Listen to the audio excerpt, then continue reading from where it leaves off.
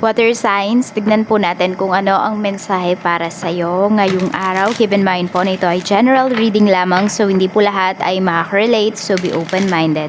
Sa mga nais pong mag-avail ng ating private readings, Lucky Stones and Amulet, makikita nyo po yung link sa description box below. Tarot Intentions by Aliana Reyes.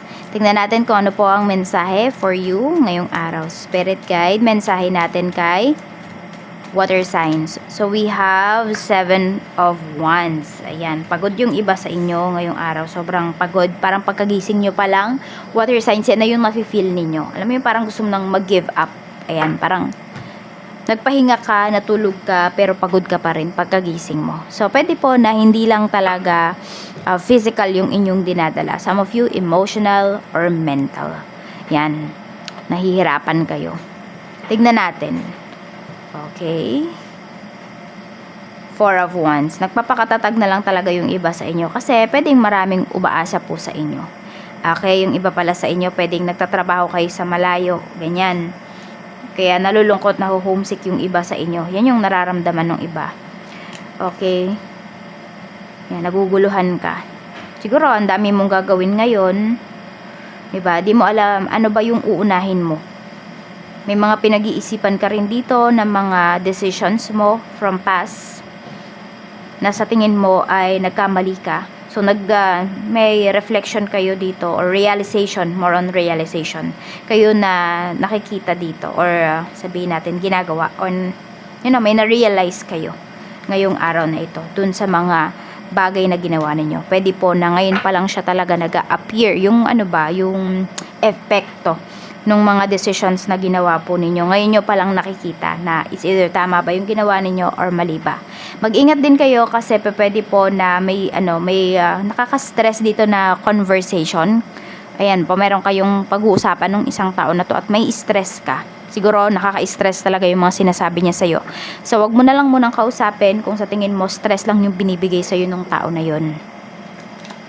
Meron tayo ditong dasan. Ayun nga, feeling down talaga yung iba sa inyo dito. And also, nakikita ko din dito, pwedeng merong tao na kino-compare ka. Okay, kino-compare yung sitwasyon mo sa ibang tao. Para lang mapalabas niya na hindi mahirap yung pinagdadaanan mo. Alam mo yung ini-invalidate niya yung nararamdaman mo, yung feelings mo, at yung nangyayari sa'yo.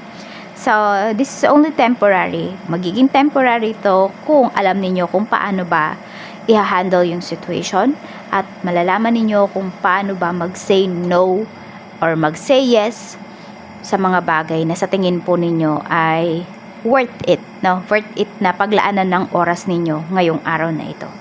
Tignan natin kung ano pa yung mensahe para sa'yo. Spirit guide, mensahe pa po natin kay water signs, Cancer, Pisces, and Scorpio. Ano pa po ang mensahe natin, Spirit Guide?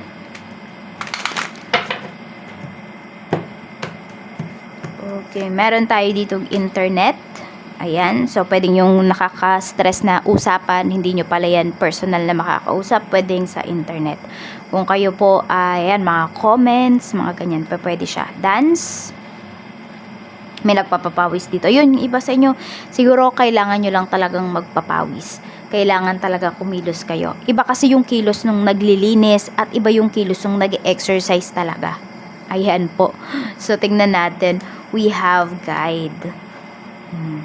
Masaya yung mga yung mga guides mo, yung mga spirit guides mo, or yung iba po sa inyo, ito, may mga tutorial kayo na pinapanood sa internet. Okay? Sa social media apps ninyo, social media accounts ninyo. Pwede po, ayan. Kaya mag-iingat ka lang dito kasi pwedeng yung mga natututunan mo. Okay, be discerning din naman po sa mga pinapanood ninyo, sa mga pinapakinggan ninyo na music. Kasi pwedeng nakakadagdag din talaga yan sa stress ninyo. Yung iba po sa inyo, pwedeng nakaka-attract kayo ng mga positive energies or nakaka-attract kayo ng negative energies. Sa mga tugtog, sa mga kanta. So, make sure po na basahin nyo din yung lyrics, intindihin nyo yung lyrics nung song na pinapakinggan ninyo. Oo. Tapos, sa mga pinapanood nyo din sa TV, kasi marami sa inyo empath. So, kahapon nga may ano ba yun, yung palabas. Di ko sabihin ko anong palabas yun. sobrang sakit ng puso ko nung eksena. Sabi ko, di ko napapanoorin to next time kasi naapektuhan ako. So, yun. Kaya ingatan nyo din yung mga pinapanood po ninyo kasi pwedeng na-attract nyo sila. Kaya mag-ingat at maging mapanuri sa mga pinapanood, pinapakinggan. Ayan po. Tingnan natin kung ano pa ang mensahe para sa'yo pagdating naman sa trabaho. Kamusta po ang trabaho, Spirit Guide? Mayroon tayo ditong 5 of Cups. Tingnan mo, may mga regrets dito. And also, disappointments. Feeling like a failure. Yan yung nararamdaman ninyo eh. Feeling lost at the same time. Nilalabanan nyo lang talaga yung nararamdaman ninyo. But deep inside, parang sobrang crush kayo. Water signs. Parang di ka makakonect sa trabaho mo ngayon. Yung iba po sa inyo. Yan yung nararamdaman ninyo. You feel lost. Yan yung nararamdaman. Tingnan natin.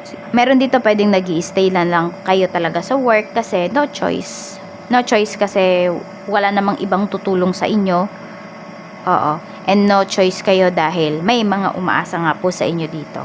And sabihin natin na yung trabaho mo is talaga namang isa yan sa main source of income po ninyo. Tingnan natin kung ano pa yung mensahe para sa'yo. Pagdating naman sa negosyo. We have Page of Pentacles. So, you feel like medyo mahina yung benta ngayong araw na ito. Tingnan natin kung yun nga ba talaga. Meron tayo ditong The Star. Yes, yung iba po sa inyo. Yung nafe-feel mo ba or nasasabi mo sa sarili mo na hindi siguro ako kukota ngayong araw na ito. Pero ano ba yung kailangan po ninyong gawin? 'Di ba? Baka kasi nagiging ano na talaga yung negosyo ninyo. Hindi na siya competitive. Baka hindi na kayo nagiging competitive. Ano ba yung pwede ninyong gawin? So, 'di ba, nag-iisip kayo ng negative. Sige, ayusin niyo muna yung problems po ninyo pagdating dito sa negosyo. Baka meron talagang problema na pwedeng hindi nyo na lang talaga ina-address. Pero baka ayan, dahil nga ayan, mahina yung benta today, is magkaroon kayo ng much or more time para mag-isip. Ano ba yung gagawin po ninyo? Ano ba yung kailangan ninyong baguhin pagdating sa inyong negosyo? Tignan naman natin. Okay. Tingnan natin. Some of you, hindi naman to regarding pala sa ano nyo regarding sa sales. Some of you po pwede na yung sales ninyo okay siya. Kaya lang, pwedeng yung mga makaka-deal ninyo, makaka-transact ninyo ngayon is medyo mga pasaway. Ayan, medyo sasakit talaga yung ulo ninyo. Tingnan natin. Tapos, ito din yung iba po sa inyo ay, pagdating dito sa business, yung tinanggihan ninyo na client, pwedeng yun talaga yung mas magbibigay sa inyo ng relax and mas malaking kita. Kaya, tignan po natin. So, medyo may poor judgment kayo dito ngayong araw. Tignan natin, ano pa po ang mensahe pagdating sa pera, Spirit Guide. Mayroon tayo dito. Ano to? Page of Wands. Okay. So, pwedeng ito po ay anak ninyo. Kung meron na kayong anak, pwede rin naman na pamangkin. Meron tayong Ten of Swords. Okay, pagdating sa pera, medyo nahihirapan nga yung iba sa inyo dito. Oh, water signs. May problem yung iba sa inyo sa money. May nanloko sa inyo dito, oh. Alam mo yung parang kahit anong pakiusap mo sa tao na to, pwedeng hindi niya na talaga ibabalik yung pera mo. Una pa lang, alam nyo, may naramdaman na kayo dito na kakaiba towards this person. You know? Kaya kung meron kayong kakausapin in terms of money, meron ditong mangungutang sa inyo, tanongin nyo kung kailan ba talaga siya magbabayad, anong araw, ganyan, or mas maganda may pinirmahan. Oo. Kasi ayan o, may nag-betray sa inyo dito in terms of money. Or pwedeng meron kayo dapat makukuha na pera, pero nakuha na pala nung tao na ito. So, may panloloko talaga na lumalabas dito. Ayan, meron din dito nagmamadali na manghingi ng pera sa'yo ngayong araw. Madaling-madali yung tao na to. Tignan natin. So, ingat kayo ha, kasi pwedeng may manloko talaga sa inyo dito. Or yung iba nga, naloko na talaga kayo. And still, hanggang ngayon po, still, ay ramdam nyo pa rin yung panloloko na ginawa sa inyo. Yung epekto. Tignan natin, pagdating naman sa love life. Spirit Guide, kamusta po ang love life ni water signs ngayon? Mayroon tayo ditong Queen of Pentacles. We have the Empress. Meron tayo ditong Four of Pentacles. Okay, so marami dito hindi pa rin talaga nakaka-move forward. Ayan po. At meron tayo ditong na-feel na may nagseselos. So, pwedeng nag-aaway kasi may pinagseselosan. Okay? And meron din dito, pwedeng yung person mo is masyado nang nakadepende sa'yo. Water signs. So, alam mo yung hindi na siya nag-grow, hindi na siya yung person mo, nakita ko dito, kahit ano pa yung relationship ninyo ha, meron dito is hindi na siya nag-e-effort na sabihin natin na pagandahin yung life niya, hindi na siya nag-e-effort na kumita kasi pwedeng na-provide mo na yon. So, tignan natin kung ano ba yung mensahe pa para sa'yo. Mensahe pa po natin, Spirit Guide for okay, natatandaan ko na yung nakasira dito sa cards na to. Oil pala. I wish I could understand you. Ayan. So, merong isang tao dito na gusto niyang maintindihan. Parang gusto niyang lumagay sa position mo. Kasi nga, madami dito na hindi ka naiintindihan. Akala nila nagdadrama ka lang, ganyan. Akala nila madali yung pinagdadaanan mo. Kaya sabi, I wish I could understand you. Yan. So, gusto ng taong to, or siguro sabihin natin, may isang tao dito sa life mo na malawak naman yung kanyang pangunawa. Yan. Tignan natin ano yung mga lucky numbers mo. We have number 32, number 41, 11, 9, 16, and 25.